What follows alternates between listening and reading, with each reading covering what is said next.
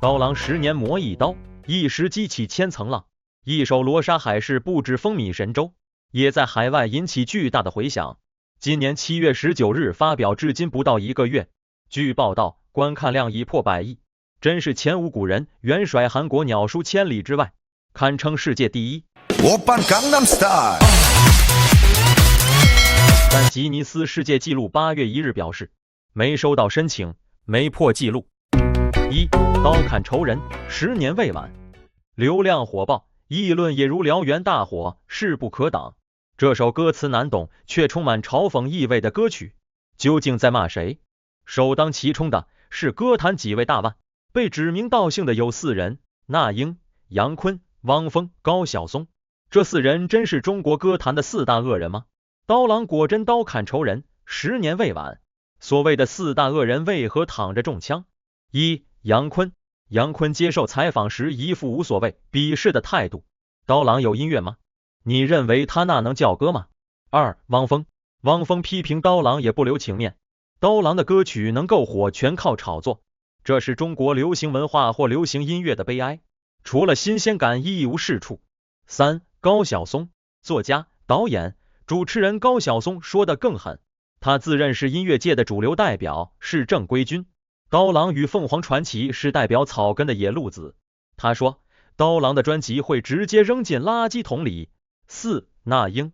2010年作为音乐风云榜10年盛典评委会主席的那英，公开反对刀郎入围乐坛10年影响力歌手。他说刀郎的歌并不具备审美标准，作品缺乏音乐性。他还说去 KTV 点刀郎歌的都是农民，要是刀郎上春晚我就砸电视。据说这是压倒骆驼的最后一根稻草，选择沉默的刀郎由此逐渐淡出娱乐圈。农民歌手有问题吗？只要通俗而不低俗，就不是不登大雅之堂的作品。新加坡总理李显龙就曾经在国庆群众大会上哼唱劳苦大众的歌曲《春天里》，勉励国人曙光就在不远处。春天里来百花香，啷里个啷里个啷里个啷。也曾表示过他最喜欢新谣歌曲《小人物的心声》。我从来就不在乎自己不是个大人物，因为平凡也是一种幸福。且听听刀郎怎么说。我想走民族化风格，是大众可以随时拿来唱的，而不是放在殿堂被人供着解读的、巴底的、对号入座的，甚至阴谋论，说制作组与刀郎勾结，炒红节目也炒红自己，还有各种语言翻唱的版本，热热闹闹的，还带红了蒲松龄的故居，每天万人参观。各种语言翻唱的版本附在第5节。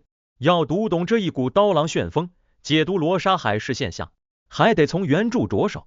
罗莎海市是刀郎沉寂10年后出版的新专辑《山歌聊斋》的第2首歌。聊斋就是聊斋，聊斋是清代文学家蒲松龄的书斋，设有茶棚，专门采访一些奇闻异事，然后加工润色，作为针砭时弊，讽刺腐败时局的文章。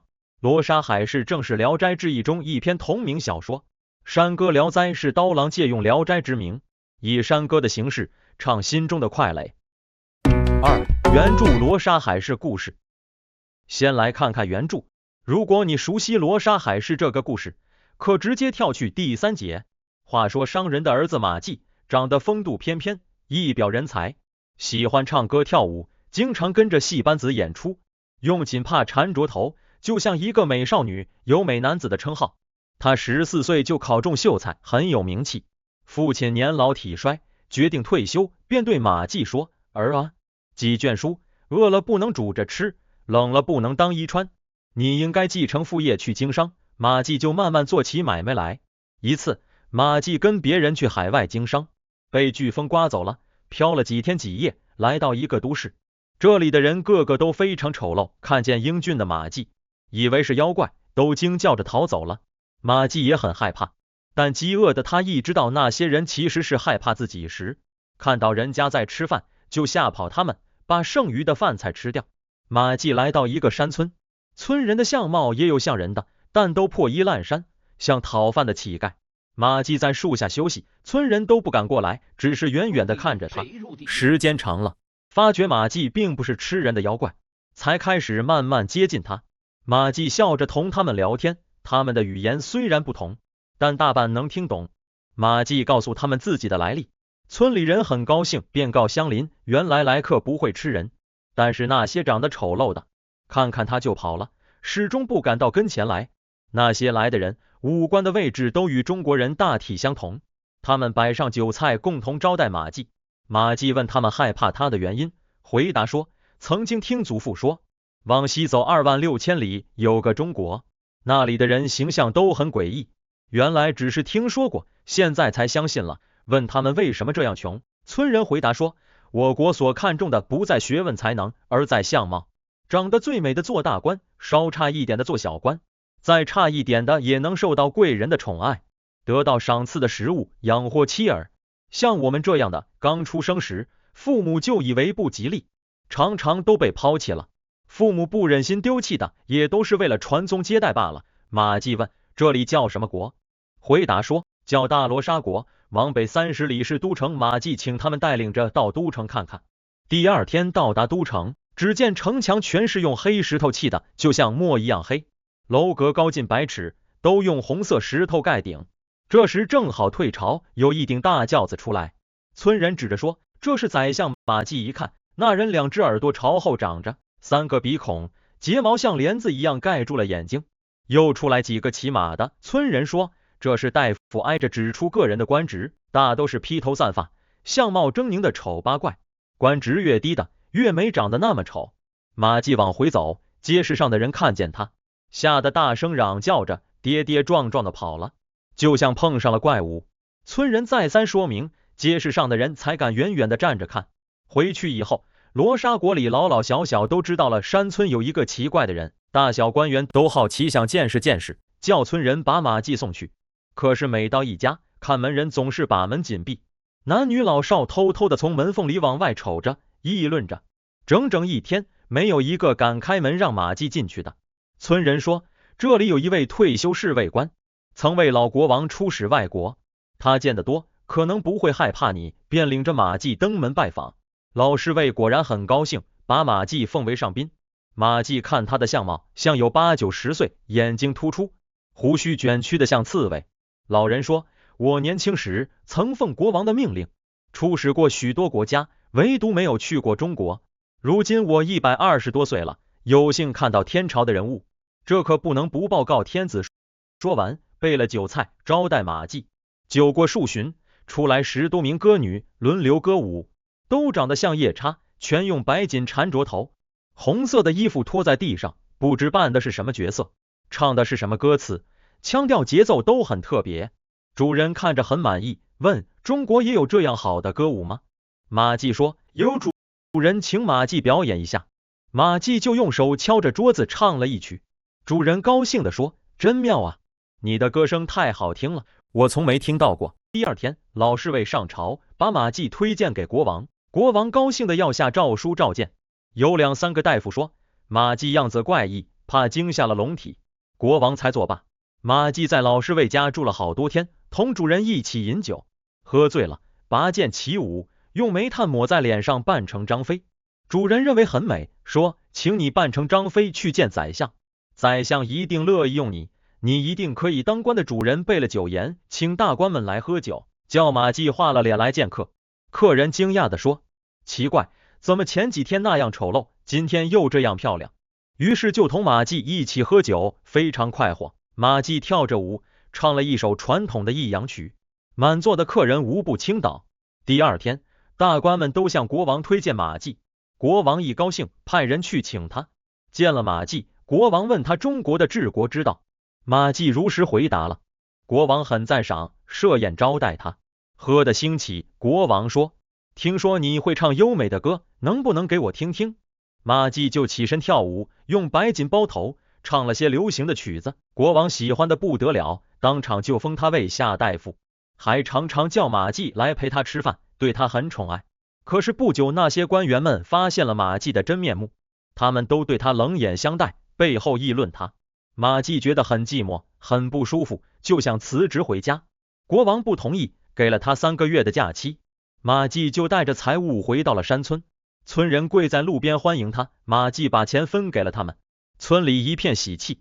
村人说，我们受到大夫的恩惠，明天去海市买些珍奇的东西来感谢大夫。海市是海龙们卖珠宝的地方，各国的人都来买卖，还有神仙来游玩，云雾缭绕，波涛汹涌。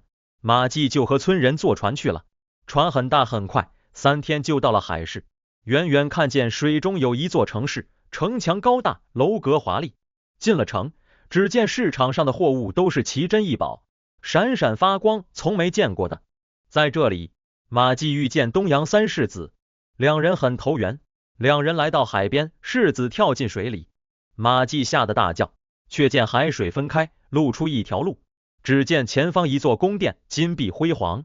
龙王说，先生既然文采高超，能不能写一篇赞美海市的文章？马季立刻写了一篇海市赋。龙王夸奖说，先生真是高才，济水国增光。就在彩霞宫设宴款待。龙王说，寡人有个女儿，还没嫁人，想许配给先生做妻子，先生意下如何？就这样，马季被招为驸马。龙女长得美丽端庄，夫妻恩爱，不觉过了3年。马季想家了，龙王答应送她回去。龙女说，先俗有别，无法与她回去人间。她已怀孕，3年后她将在某地送孩子给她。果然3年后，马季喜得一对子女，但无法得见龙女，伤心不已。3. 刀郎的罗刹海市。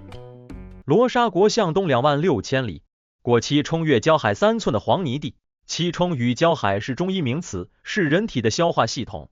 从嘴巴到肛门，越过5脏6腑，就来到排粪便的地方，就是粪坑。小说中，从罗刹国往西走26000里，有个中国。在罗刹国向东走26000里，地球是圆的，会不会又走回中国呢？没关系，就说是某国吧。只为那有一条一丘河，河水流过狗狗营。一丘河是成语一丘之螯的谐音，都是一群坏东西。狗狗营即狗狗营营，比喻不顾廉耻，但求偷生，四处钻营，只为牟利的一群人。狗狗营当家的插杆儿唤作马户。十里花场有魂名，插杆儿是老鸨，妓院的老板娘。马与户合起来是驴。方圆10里的青楼都知道他的大名。他2耳傍肩3孔鼻，未曾开言先转定，2只耳朵朝后长着，3个鼻孔，正是小说里那个宰相的模样。官最大也最丑。定即臀部，就是还没开始说话，先转过屁股。就是这句歌词，让人联想到一档红火的选秀节目。每一日蹲窝里把蛋来握，老粉嘴多半贝尔以为自己是纸鸡。老粉嘴骂人油嘴滑舌，说的也是老保姆。他大半辈子都以为自己是纸鸡，所以整天蹲在窝里孵蛋。那马户不知道他是一头驴，那幼鸟不知道他是一只鸡。这句很清楚，就是驴子不知自己是驴，幼与鸟合起来是鸡，鸡不知自己是鸡。也就是鸡与驴子干的都不是本分的工作，连性别也搞不清楚。勾栏从来扮高雅，自古公公好威名。勾栏妓院说的是妓女向来爱扮高贵。公公太监，太监总是狐假虎威，追求虚名。大西边来了一个小伙儿，他叫马季，每逢资少倜傥华夏的子弟。小说里的主人公马季出场了，好一个年少英俊的中国人，只为他人海泛舟，搏风打浪。龙游险滩，流落恶地，龙游浅滩遭虾戏。马季在茫茫人海中浮沉打滚，流落到这个险恶之地。他见这罗刹国里常颠倒，马户爱听那幼鸟的曲。在罗刹国里样样都颠倒，驴子爱听鸡唱歌，3更的草鸡打鸣当司晨，半扇门楣上表真情。草鸡是母鸡，古时武王伐纣列的第1条罪状，就是聘鸡司晨为家之所，意思是母鸡在清晨打鸣，这个家庭就要破败，颠倒阴阳，会导致家破国亡。半扇门是暗娼，暗操丑业，还要标榜真情实意。他红描制那个黑画皮，绿绣鸡冠金镶体。这2句要个别拆开来看，前半说的是鸡，后半说的是驴。鸡把翅膀涂红了，把鸡冠绣绿了；驴子把身子涂黑，蹄子镶了金，搞得不伦不类，不是东西。可是那从来没蛋儿生来就黑，不管你咋样洗呀，那也是个脏东西。可是不管你怎么打扮，就像煤球天生是黑的。怎么洗也洗不白。那马户不知道它是一头驴，那幼鸟不知道它是一只鸡。这2句是强调，加强语气，继续骂人。岂有画堂登猪狗，哪来鞋拔做如意？哪有猪狗登上华丽的殿堂，将鞋拔子当如意捧着？他红苗翅那个黑画皮，绿袖鸡冠金镶蹄，可是那从来没蛋儿，生来就黑。不管你咋样洗呀，那也是个脏东西。这4句重复强调，是脏东西，怎么洗也洗不干净，无法漂白自己。爱字有心，心有好歹，百样爱也有千样的坏。繁体字爱里有心，但心肠也有好有坏，有百样的爱，更有千样的坏。女子为好，非全都好。还有黄蜂尾上针，女家子是个好字，但女子并不全是好人。封神演义有诗，青竹蛇儿口，黄蜂尾上针，两般皆是可，二者皆不毒，最毒妇人心。形容这个女子心肠狠毒。西边的欧刚有老板，生儿维特根斯坦，西方一位钢铁大王的儿子。路德维希·维特根斯坦是一名语言哲学家，他言说马户驴幼鸟鸡，到底那马户是驴还是驴是幼鸟鸡？那驴是鸡，那个鸡是驴，那鸡是驴，那个驴是鸡。这4句说的是语言与真实的复杂性。驴与鸡是真实的存在，但马户与幼鸟是虚假的。真实与虚假如何分得清？维特根斯坦说，我的语言的界限意味着我的世界的界限。他认为语言的使用是带有社会背景和约定俗成的，而且语言的意义是根据使用者和使用情境而定的。他还说，没有什么比不欺骗自己更难的了。那马户幼鸟是我们人类根本的问题。假作真实，真亦假，在充满假新闻、假消息、真假难分的世界里，虚假的语言是我们人类根本的问题。刀郎在骂了一通后，非常聪明的把歌词提升到哲学的高度，更让这首歌达到雅俗共赏的境界。4. 刀郎罗莎海市点评。其实对比原著，刀郎的罗莎海市只摘取了罗莎国以丑为美，黑白颠倒的意象，把2只耳朵朝后长着，3个鼻孔的宰相形象安在狗狗营的当家的身上，以及沿用罗莎国马季的名字。其他的像黄泥地、一丘河、狗狗营，还有马户驴、幼鸟鸡，全是刀郎的创作。歌名罗莎海市并没有原著海市的部分，也没有才华被赏识、荣华富贵及一身的美好，以及这一切美好现实中并不存在，只是海市蜃楼罢了。维特根斯坦说，对于不可说的东西，我们必须保持沉默。刀郎沉默了吗？刀郎沉寂10年，一打破沉默，石破天惊，激起千层浪。难怪有人说，千万别得罪文人，尤其是会写词作曲又能唱会演的全能歌手。刀郎骂得淋漓尽致，骂得酣畅痛快，但却不带一个脏字，更没指名道姓，谁爱对号入座与他无关。被骂得恨得牙痒痒，却又奈何不得，也是骂人的一个境界。看来刀郎的目的达到了。不过假如刀郎只为报10年之仇，格局也小了。刀郎在歌词结尾把主题拉到人类根本的问题，达到哲学的高度，让人刮目相看。试想有一天物换星移，人们或许还记得罗莎海市这首歌，但还会记得刀郎曾经讽刺了谁谁谁吗？就像聊斋志异这本书，我们只知道蒲松龄老爷子讽刺的是整个社会现象，而不会去考究个别儿腔的人物了。刀郎还说过，喜欢也好，质疑也罢，这些都不重要，因为我们终归会被大家遗忘。5. 各种语言翻唱。罗莎海市爆红，除了具备各种讨论的爆点，歌词诙谐，满满讽刺意味，曲调讨喜，都是成为神曲的要素。更重要的是，是非颠倒、黑白不分的世界有其普遍性，也难怪有人说这是讽刺美国的、马来西亚的，还有台湾的名嘴，也直言台湾也有这种现象。接下来是各种语言翻唱的版本，看看普及全球的罗莎海市现象。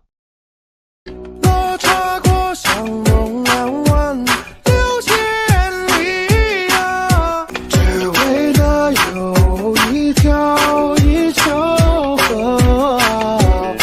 Bởi có một con sông nó nối quanh ai， 只为那有一条一条河。 작은 뜰아 개왔구나 네 마을 강우 về phương đông gần ba vạn xa.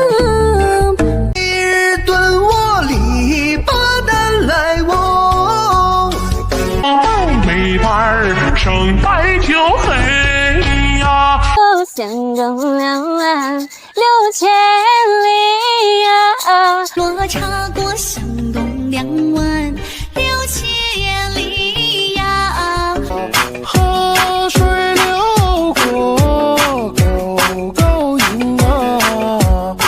落沙坡向东岸6千里呀。河水流过沟沟营啊。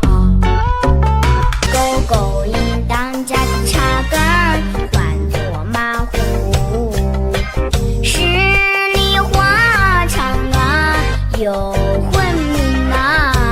一起有花堂等出口。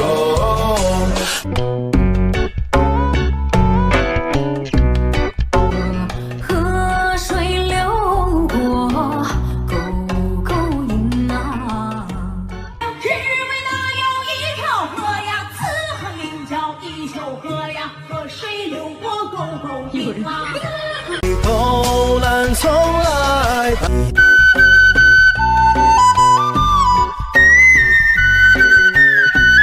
为了有一条河。